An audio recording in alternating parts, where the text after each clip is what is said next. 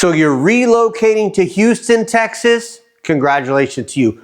We're pretty friendly out here, but there's a lot of things that you need to take into consideration if you're moving to Houston, especially from a smaller city in the country or maybe out of the country. Houston is a great city. We've got great food. You're gonna have to watch that waistline if you're moving to Houston. We've got great parks, and most of the time, we've got great weather. It gets really hot between July and September, maybe in October. But other than that, it's pretty mild throughout the year. It snows maybe once a year, maybe once every other year. You're gonna enjoy it. The people are great, the weather's great, the food is great. Other than that, there's gonna be a lot of things that you're gonna need to think about when moving to Houston. You're gonna wanna take notes here. I'll hit the high points. Of course, we can dig into details later as you need. The first thing you need to think about when relocating to Houston, Texas is the sheer size of Houston.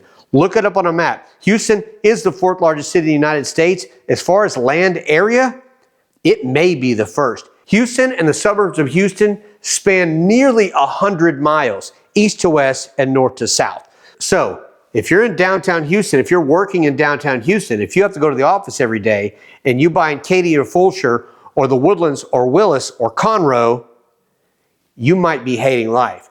Some of those commutes can get up to an hour, hour and 20, maybe an hour and 40 minutes, depending on when you need to be in the office if you live too far away from where you work. So definitely you're gonna wanna know where you're working, how often you're gonna need to go to the office, and what times you're gonna need to be there.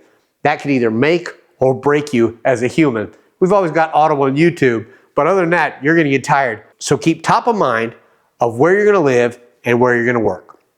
The second thing you're really gonna wanna think about are schools. Do you have kids? Are they in school? What ages are they? Are they in elementary, middle, or high school?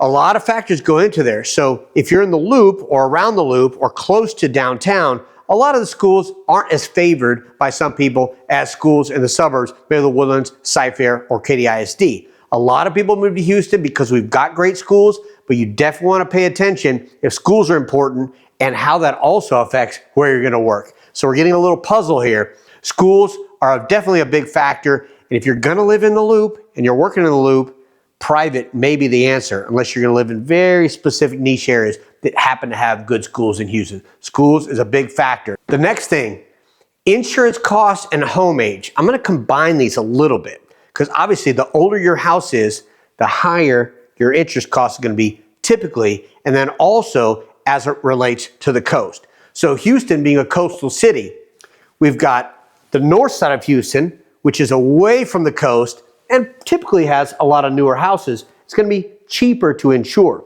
As you get south and maybe a little west, it's not gonna change much. You're still gonna have more reasonable rates. As you get closer to the coast, your rates will double, triple, maybe even quadruple as you get close to Galveston Island. Of course, if that's the lifestyle you're looking for, then by all means. But as you get older and further south into Houston, closer to the coast, that could affect greatly the amount you're gonna pay for insurance on your home. That's a few things that you need to consider with your relocation to Houston. If you've got other questions, feel free to reach out anytime. Nightlife, hobbies, working in the office, out of the office, work from home, let us know what your questions are. We're happy to answer. You can DM us, text us, or call us anytime. We're here.